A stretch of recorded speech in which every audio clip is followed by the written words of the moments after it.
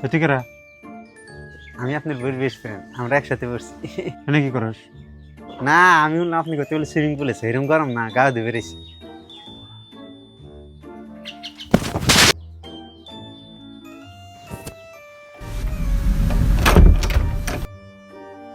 হে আপনি দরজা খুলতে তখন লাগে কে?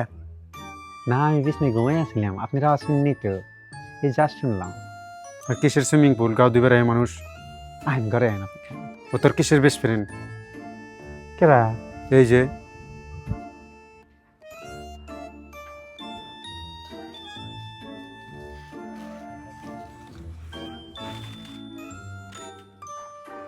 খিদা নাকছে আপনার মাথায় গুলো ধরছে, এই বিয়ে আবার মানুষ দেয়। আইন কিছু খায় না।